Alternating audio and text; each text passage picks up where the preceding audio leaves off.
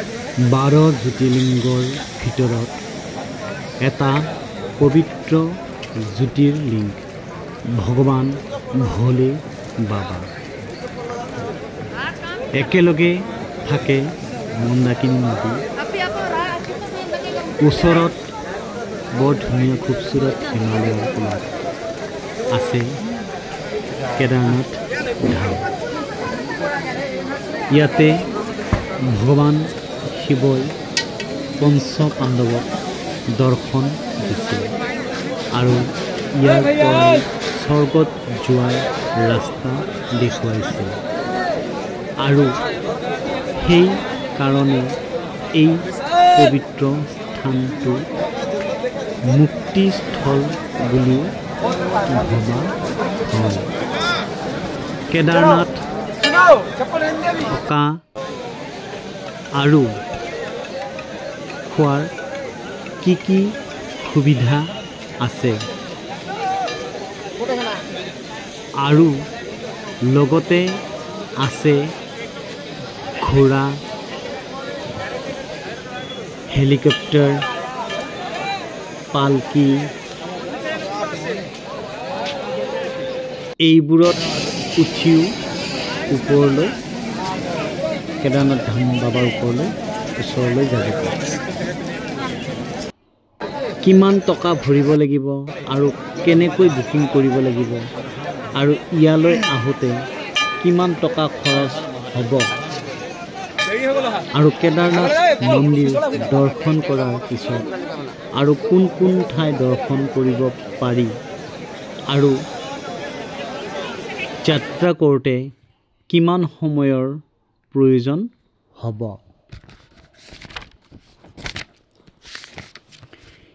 এই ভিডিঅ'টোৰ জৰিয়তে কেদাৰনাথ মন্দিৰৰ প্ৰকৃত সৌন্দৰ্যবোৰ উপভোগ কৰাম কেৱল মোৰ চেনেলটোৰ জৰিয়তে দেখাম আহক ভিডিঅ'টো উপভোগ কৰোঁ আৰু শেষলৈ চাওঁ আহক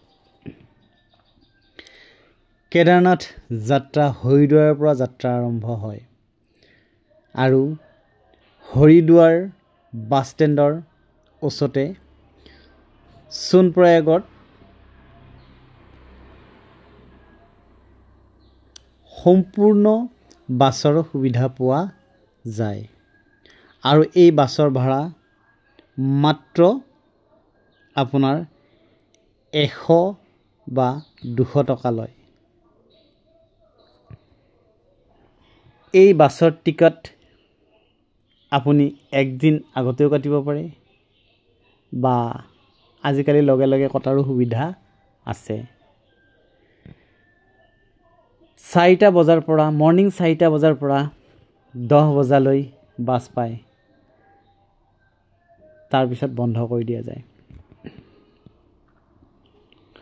আৰু যদি আপুনি বাছত নাযায় তেতিয়াহ'লে অপচন সৰু গাড়ীৰো পোৱা যায় আৰু বাছৰ যাত্ৰা মাত্ৰ 200 কিলোমিটাৰ অতিক্ৰম কৰিব লাগিব আৰু আপুনি সোণপ্ৰয়াগত পাই যাব ইয়াৰ পৰা কেদাৰনাথ যাত্ৰাৰ প্ৰথম ষ্টেপ আৰম্ভ হয়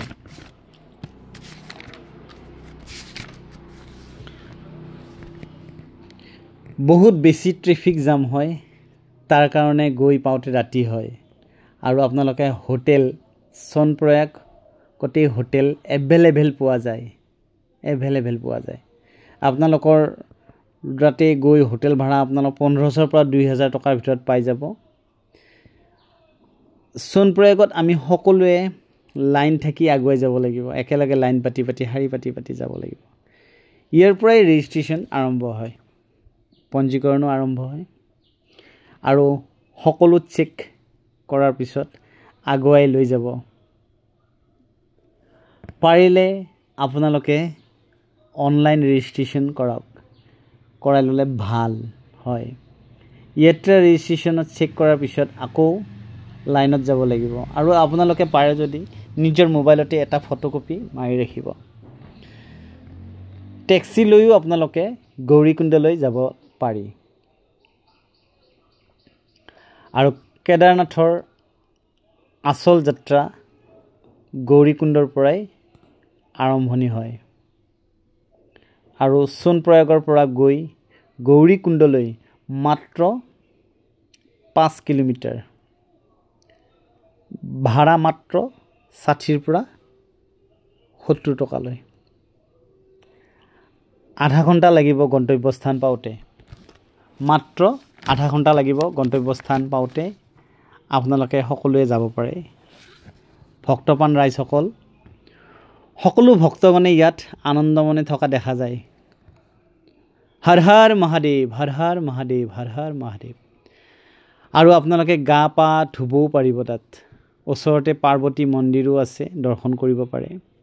ভোলে বাবাৰ দৰ্শন কাৰণে যাত্ৰা আৰম্ভ কৰে গৌৰীকুণ্ডৰ পৰা 5 to 10 মিনিট যোৱাৰ পিছত আপোনালোকে এণ্ট্ৰি গেটখন পাব।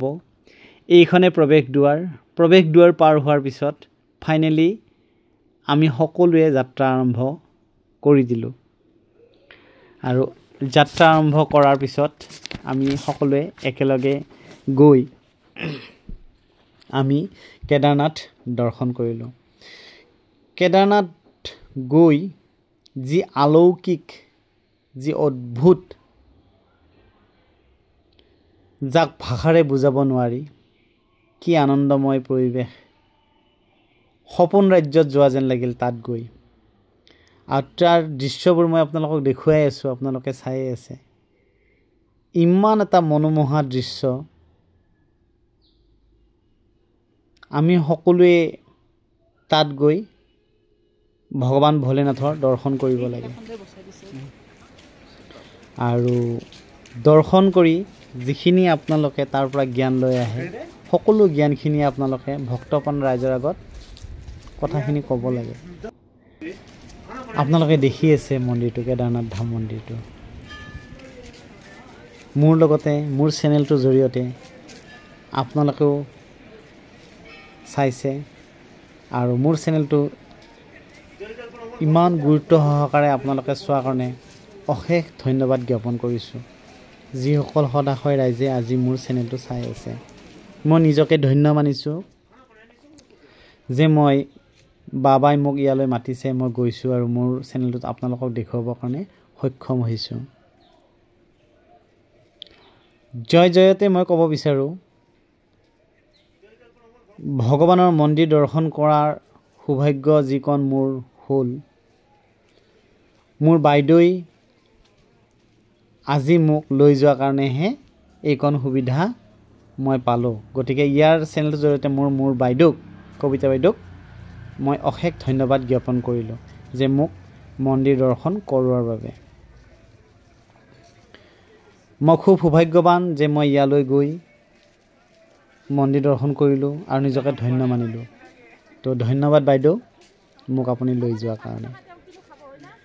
আৰু ইয়াৰে দৃশ্যসমূহ মই আপোনালোকক দেখুৱাব পাই বহুত সুখী হৈছোঁ। কিয়নো মই যেনেকৈ গৈছোঁ, যেনেকৈ দেখুৱাইছোঁ, আপোনালোকেও ঠিক তেনেকৈ চাইছে, তেনেকুৱাকৈ দেখিছে। ইয়াত মই কোনো এডিটিং কৰা নাই, ডাইৰেক্ট আপোনালোকক যেনেকুৱাকৈ মই গৈছোঁ, যি মই দেখিছোঁ তাকে দেখুৱাইছোঁ। আপোনালোকেও আহক, কেতিয়াবালৈকে আহি ভোলেনাথ বাবাৰ দৰ্শন কৰক। আৰু মোক ইমান ফুল্লি ছাপোৰ্ট কৰাৰ কাৰণে অসমবাসী ৰাইজক মই ধন্যবাদ জ্ঞাপন কৰিলোঁ।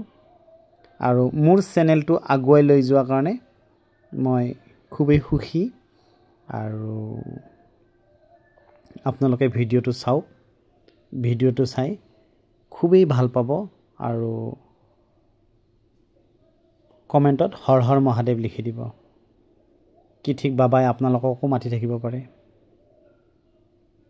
আৰু মাতিলেই আপোনালোকে যাব পাৰিবই, তেওঁ মাতিব লাগিব। এয়া মৰ্ণিঙৰ দৃশ্য। 4:30 বজাত যেতিয়া দৰ্শন কৰিব আহিছোঁ, ভক্তপ্ৰাণ ৰাইজৰ লগত ময়ো আছোঁ ইয়াত। মোটামুটি 4:30 বজাত উঠি, 4:30 ভিতৰত উঠি গৈছোঁ। উঠি গৈ মোটামুটি 1.5 ঘণ্টা 2 ঘণ্টাৰ পিছত বাবাৰ দৰ্শন কৰিছোঁ। এয়া মোৰ বা, দৰ্শন কৰিছোঁ ভিতৰত গৈ। কিন্তু দেখিছে নহয় ইমান ভক্তবান ৰাইজসকল সকলো ৰখি আছে ইয়াত, বহুত মানুহ আহি আছে গৈ আছে, আহি আছে গৈ আছে, নেৰা নেপেৰাকৈ আহিছে, নেৰা নেপেৰাকৈ গৈছে। হৰ হৰ মহাদেৱ, হৰ হৰ মহাদেৱ। ও প্ৰভু তুমি করুণার সাগর, দেখা দিয়া প্রভু তুমি নিজার রূপ ধরি,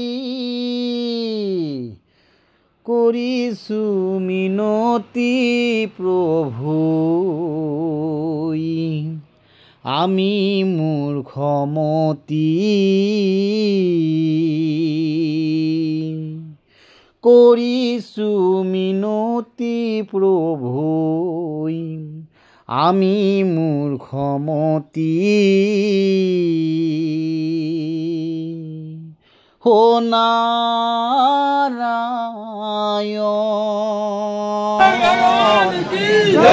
তুমি হে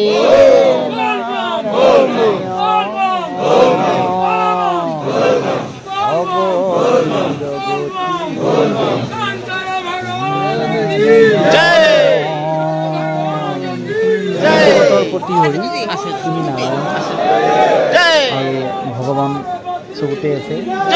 ভগৱানৰ চৰণৰ পদধূলি পাব কাৰণে অভাৱ হয়, গতিকে আপোনালোকে অক্সিজেনৰ কাৰণে পৃথিৱীত থকা সামগ্ৰী আপোনালোকে লৈ আহিব লাগিব।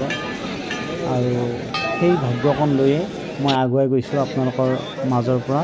সাগৰদ্বীপ চেনেল ছাবস্ক্ৰাইব কৰিব, চেনেলটো আৰু লাইক কমেণ্ট কৰিব, তেতিয়া মই আগুৱাই যোৱাত সুবিধা হ'ব। একেলগে আমি দৰ্শন কৰোঁ, আপোনালোকে দেখি আছে ন। আৰু আপোনালোকৰ আশীৰ্বাদ লৈয়ে মই আগুৱাই গৈছোঁ আৰু ৰাইজৰ আশীৰ্বাদতে মই গৈছোঁ আৰু ঘূৰি আহিছোঁ। আপোনালোকে মোৰ চেনেলটো চাই থকাৰ কাৰণে ধন্যবাদ আহিছোঁ। আমি খুব আনন্দিত। আহক আমি একেলগে উপভোগ। হৰিনাম মুখে হেলোৱা, হৰিনাম মুখে হেলোৱা, শুদ্ধ চিত্তে লোৱা হৰিনাম, তেহে পাইবা বৈকুণ্ঠ স্থান। ৰাম ৰাম ৰাম ৰাম ৰাম ৰাম ৰাম ৰাম ভোলে ৰাম ৰাম জয় ৰাম ৰাম ৰাম ৰাম ৰাম ৰাম জয়। হেন জানি যিতু জনে শ্ৰৱণ কীৰ্তন কৰে, শুদ্ধ চিত্তে লোৱা হৰিনাম, তেহে পাইবা বৈকুণ্ঠতে স্থান। আমি শুদ্ধ চিত্তে ভগৱানৰ নামবোৰ ল'ব লাগে আৰু শুদ্ধ চিত্তে ভগৱানৰ নামবোৰ ল'লে আমাৰ মন মস্তিষ্ক সকলো পবিত্ৰ হৈ যায়। আৰু পবিত্ৰ স্থানত পবিত্ৰ হ'বই, পবিত্ৰ স্থানত আপোনালোকে গৈ সদায় পবিত্ৰ হ'বই, নিজকে শুদ্ধ হৈ যোৱা যায়। ও নাজানো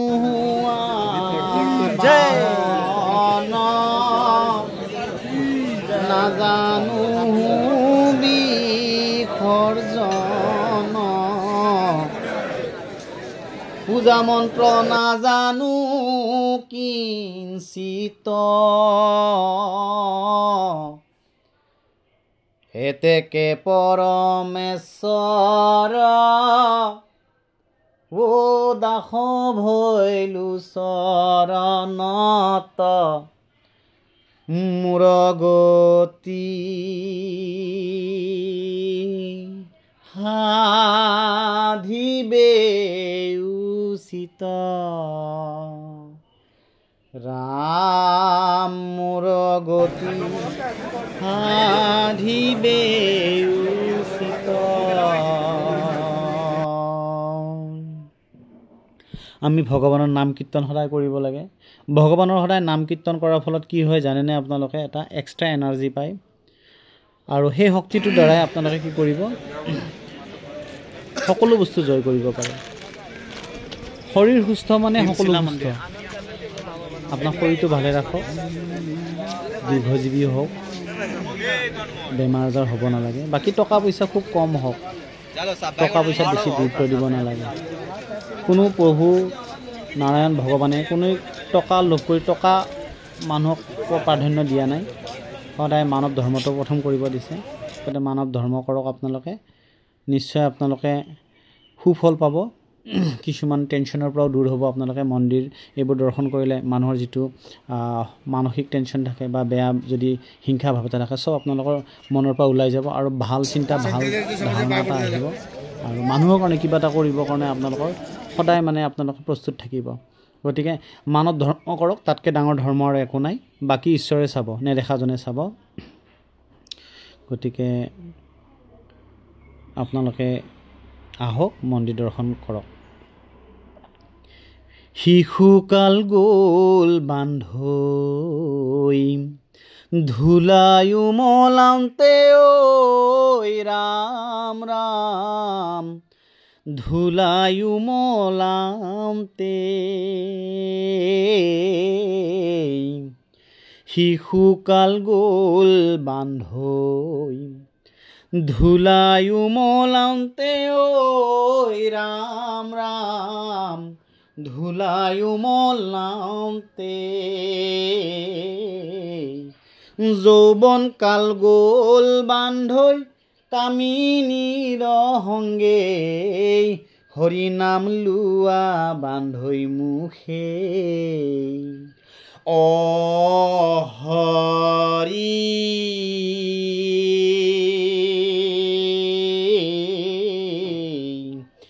বৃদ্ধ কাল গ'ল বান্ধৈ লাখুটিৰ সংগে ঐ ৰাম ৰাম, লাখুটিৰ সংগে। যমে আহি ৰৈ আছে যাইব যমৰ ঘৰে, হৰি নাম লোৱা বান্ধৈ মুখে, হৰি নাম লোৱা বান্ধৈ মুখে। আমি হৰিনাম সকলোৱে মুখত ল'ব লাগে আৰু হাঁহি মুখে শুদ্ধ চিত্তে তেওঁৰ চিন্তা ভাৱনা কৰি আমি জীৱন নিৰ্বাহ কৰিব লাগে। ও একদিনা মনে ভাবে ও প্ৰভু কৃষ্ণ ভগৱান,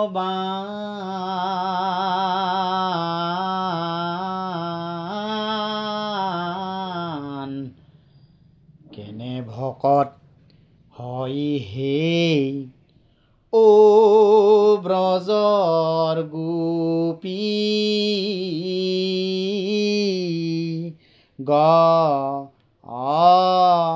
ন আৰু যদি সেই গোপীগণ ও মোৰ ভকত হয়,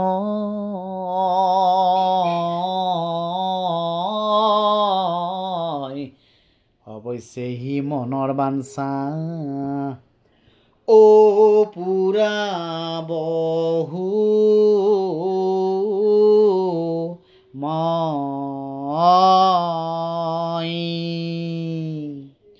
ও শৰত কালৰ ৰাতি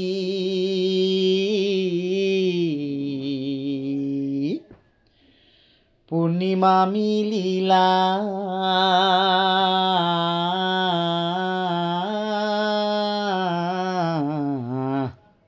নিশা কালেই শ্ৰীকৃষ্ণই ও বৃন্দাবনে গৈলা।